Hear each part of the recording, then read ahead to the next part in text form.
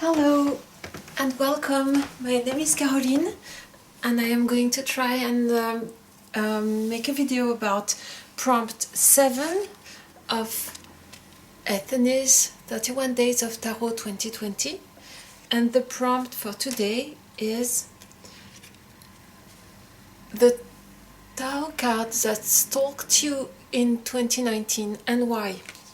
At first I thought hard and I didn't think there was any card that had stalked me, but after reflection there was a card that appeared regularly in my readings at the end of the year, the second half of last year, I think.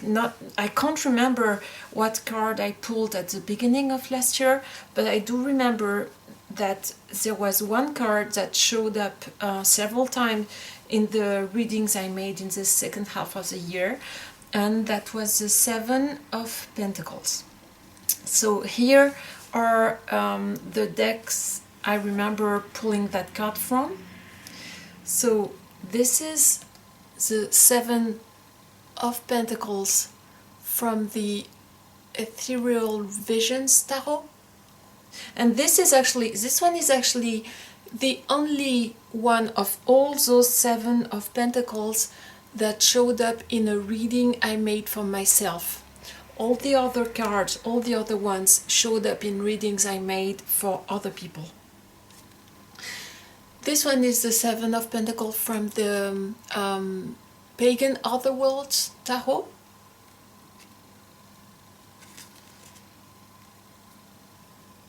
This one is from the Hudes tarot.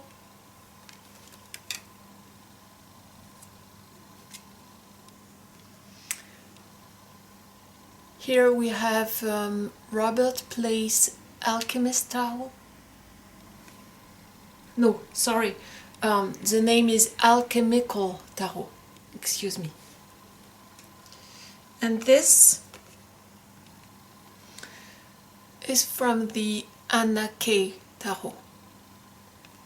Okay, so despite the fact that out of 5 7 of Pentacles, only one showed up in a reading I made for myself, the fact that it did appear several times, I think eventually constituted a message for myself. And it makes sense because I did not have a nice year at the office.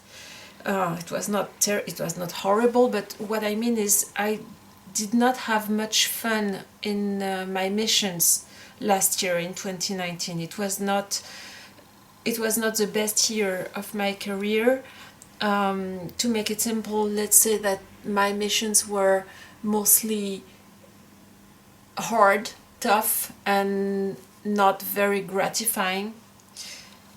So I am taking this card as meaning take patience, go on with the hard work, keep on working hard and the best I can, and be patient, things will get better. So that was the card that stalked me last year, and I'm taking advantage of this short video to mention 2 decks that I forgot to mention in prompt 6, which was what was prompt 6? Prompt 6 was the tarot decks you are looking for. Sorry. Prompt 6 that I filmed yesterday was what decks are you anticipating in 2020 and why? And yesterday when I filmed that video, I had prepared several decks to show you, and those 2 decks here I had prepared. They were on a little pile next to me, and I completely forgot to show them to you, which is a shame. So I am going to show them to you today, and I'll try to be fast. Those are 2 decks that I am anticipating working with in 2020, and they were decks that I had in my collection, and I've had both of them in my collection for several years. But both of those decks I did not use much or at all. this one I barely used at all, and this is the Bonefire Tarot. And the reason why I'm looking forward to working with it in 2020 is last week I cropped it, I trimmed it, I trimmed the border, I inked the side, I rounded the corners, and the reason why I was not working with this deck is because initially the cards were really too large for me, and that added to the fact that the cardstock is very thick and glossy and clumps together when you shuffle, made for a deck that I did not like the size of and the style of cardstock of, and I didn't use it for that reason. But I really like the art of this deck. I really like the art of the Bonefire Tarot. Sorry for the glare, but it's a very glossy cardstock. And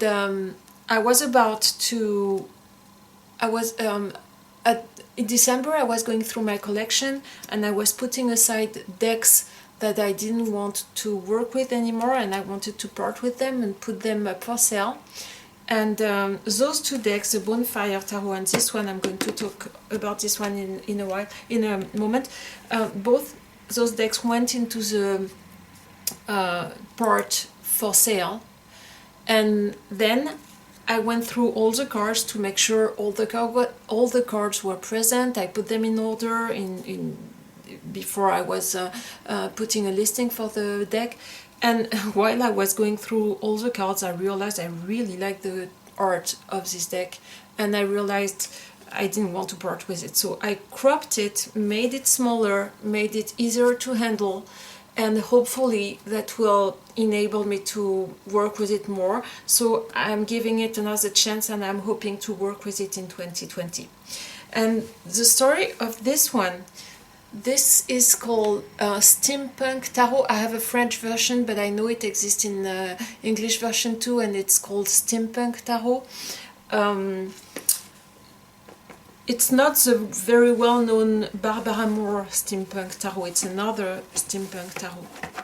And this one I have barely worked with since I've had it, and I've had it for several years now, and I put it in the for sale pile in December when I went through my collection to give it a good curl.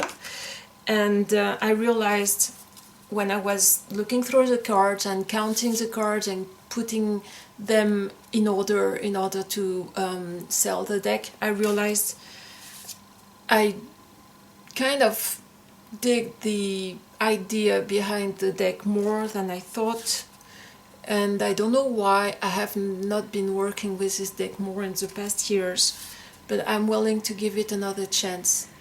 And I think reading the companion book will be a good idea to work with this deck.